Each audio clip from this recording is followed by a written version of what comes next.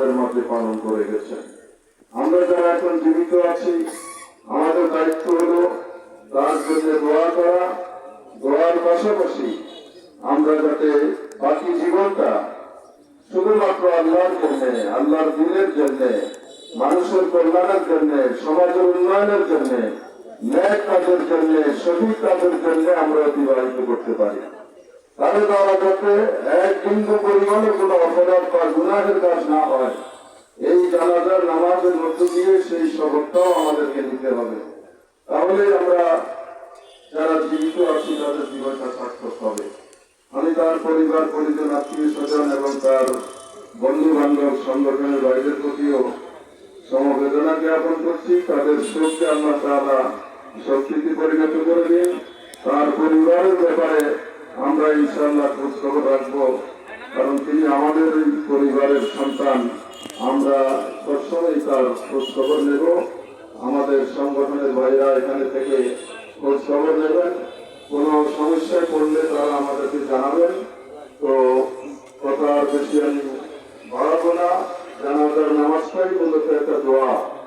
এই দোয়ার মধ্য দিয়ে আমরা যিনি মৃত্যুবরণ করেছেন তাকে বিদায় দেই, আর এই দোয়ার মধ্য দিয়ে আমরা যারা জীবিত আছি তারা শিক্ষা গ্রহণ করে আমাদের পরবর্তী জীবনটা যাতে ভালোভাবে, সুন্দরভাবে আল্লাহর পছন্দ নিয়ে পথে অতিবাহিত হয়। তো সেজন্য আমরা সকলেই যাতে এই সালাতুল জানাজা থেকে শিক্ষা গ্রহণ করতে পারি, এই কামনা করে আপনাদেরকে আবারও আন্তরিক ধন্যবাদ জানিয়ে মরহুমের জন্য দোয়ার আবেদন জানিয়ে কথা এখানে শেষ করছি। আসসালামু আলাইকুম ওয়া রাহমাতুল্লাহ। আপনারা সবাই টাকার জন্য হন। আমাদের ওই যে নাজপুর থেকে উনি হচ্ছে বাদলবাইয়ের ছেলে। ওই যে নাজপুর থেকে আপনাদের সামনে আমি আসেন, আপনারা দোয়া করবেন আল্লাহ যেন ওকে ধৈর্য ধারণ করে তৌফিক দান করেন। পরিবারের পক্ষ থেকে কথা বলবেন বাদলবাইয়ের ছোট ভাই আমাদের মাসুদ ভাই। মাসুদ ভাই পরিবারের পক্ষ থেকে কথা বলবেন।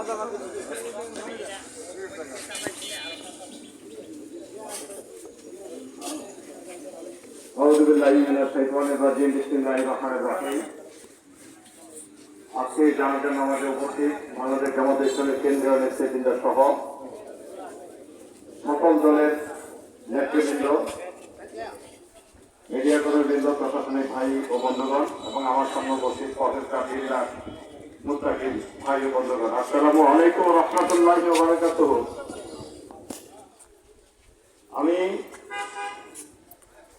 আলহাজ মোহাম্মদ নুরুজ্জামান বাদলের ছোট ভাই। আমরা